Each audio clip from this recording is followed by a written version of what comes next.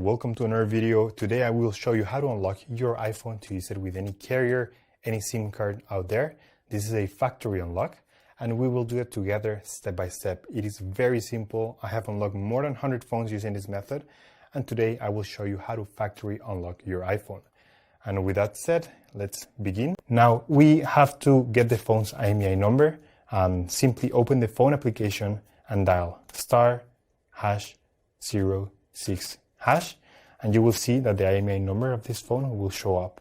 It's a 15-digit number. It is unique for every phone, so just keep this number in hand because we are gonna use it in a few seconds to generate the unlock request for this iPhone. We're gonna switch to the computer because the rest of the process will take place in a computer.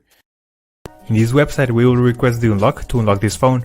So simply, you have to fill in this form here about your phone's information. It's extremely important to enter the correct Imei number. That's the number we just got, so enter it here. It should be 15-digit and it must be 100% correct. If there's a mistake here, this method will not work. And the last and final step is to write down your personal email where you want to receive the notification.